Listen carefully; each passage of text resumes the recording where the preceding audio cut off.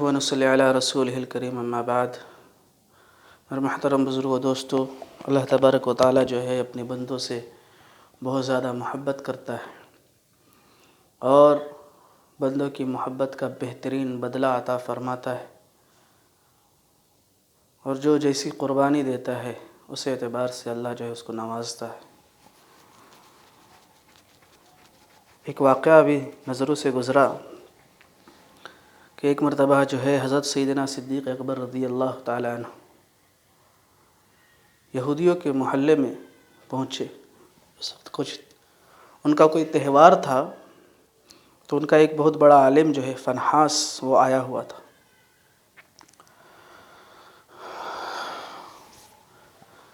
تو آپ نے جو ہے، آپ تنہا تھے، اکیلے تھے، آپ نے جو ہے اس کو دعوت دی۔ اس سے کہا کہ فنحاس، تو جانتا ہے کہ اللہ کے نبی صلی اللہ علیہ وسلم آخری نبی ہے اور ایک اللہ ہے، تو جو ہے ایمان کے اندر داخل ہو جا، کلمہ پڑھ لے، تجھے تو پتہ ہے، تو نے یہ ساری چیزیں اپنی کتابوں کے اندر پڑھی ہوئی ہے۔ تو وہ جو ہے اس نے جو ہے بات تو سنی نہیں، بلکہ جو ہے آگے سے جو ہے اس نے جو ہے اللہ تبارک و تعالیٰ کا مذاق اڑایا۔ اس نے یہ مذاق اڑایا کہ تو کس اللہ کی بات کرتے ہو؟ وہ جو فقیر ہے، جو ہم سے قرضہ مانگتا ہے، اور ہم غنی ہیں، ہم مالدار ہیں۔ اس نے جو ہے قرآن کی اس آیت کے حساب سے جو ہے مذاق اڑایا تھا کہ اللہ تعالیٰ فرماتا ہے من ذا الذی یقرض اللہ قرضا حسنا۔ تو اس بنا پر جو ہے اس نے مذاق اڑایا، اور جب مذاق اڑایا تو سیدنا صدیق اکبر رضی اللہ عنہ تو اللہ سے بہت زیادہ محبت کرنے والے تھے۔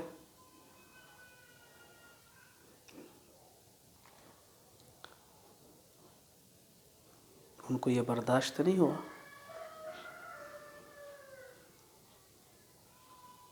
اب ان کو یہ برداشت نہیں ہوا تو انہوں نے جو ہے حالانکہ ان کا محلہ تھا، ان کا مجمع تھا، لیکن ان کو برداشت نہیں ہوا، اور انہوں نے اللہ کے اس نے جو ہے اس الفاظ جو استعمال کیا تھا، برداشت نہ ہونے کے بنا پر جو ہے اس عالم کو، جو ان کے یہودیوں کے عالم فنحاس کو جو ہے ایک زوردار تھپڑ رشید کیا، اور یہ فرمایا کہ تو یہ شکر مان کہ ہمارے بیچ میں معاہدہ ہے، اگر یہ معاہدہ نہ ہوتا تو میں تیری گردن اڑا دیتا۔ اللہ کی قسم، یہ جوش ایمانی ہے، اور یہ ایمان ہے، یہ اصل ایمان ہے، ہمارے آپ کے جیسا ایمان۔ آج کتنی ساری چیزیں ہو رہی ہیں، ہم مطمئن ہیں، اطمینان سے بیٹھ، ہمارے زبان سے کوئی الفاظ نہیں ہیں، ہم تو دینداری آج سوشل میڈیا کو سمجھ بیٹھے ہیں۔ ہمارا دین ٹویٹر پہ، ہم نے اس کو ٹویٹ کیا، اس کو ٹویٹ کیا، اس کے بارے میں کچھ بات کہی تھی، شیئر کیا، ہم نے جو یہ کر دیا، وہ کر دیا، فیس بک پہ اور جو واٹس ایپ پہ یہ کر دیا، یہ ہم دین سمجھ رہے۔ اصل دیندار تو وہ تھے، اصل ایمان والے تو وہ تھے۔ اللہ ہمیں وہ قوت ایمانی نصیب فرمائے۔ محترم بزرگوں، اب یہ معاملہ جو ہے اللہ کے نبی صلی اللہ علیہ وسلم کے دربار میں پہنچا، اور وہ فنحاس یہودیوں کا عالم یہ کہنے لگا کہ محمد، تیرے اس ساتھی نے جو ہے میرے اوپر ظلم کیا ہے، اس نے مجھے مارا ہے۔ اللہ کے نبی صلی اللہ علیہ وسلم نے سیدنا صدیق اکبر رضی اللہ عنہ سے پوچھا کہ بھئی کیا بات ہے، کیا کیا آپ نے؟ فرمایا، حضرت سیدنا صدیق اکبر رضی اللہ عنہ نے عرض کیا، اللہ کے نبی، یہ شخص جو ہے یہ اللہ کی شان میں گستاخی کیا اس نے، اس لیے جو میں نے اس کو مارا ہے۔ اب وہ جو ہے سامنے سے مکر گیا کہ نہیں، میں نے تو ایسا کچھ نہیں کہا، اور جو سارے لوگ تھے وہ بھی انہی کے تھے۔ اب حضرت سیدنا صدیق اکبر رضی اللہ عنہ کے ساتھ بھی گواہی دینے والا کوئی نہیں تھا۔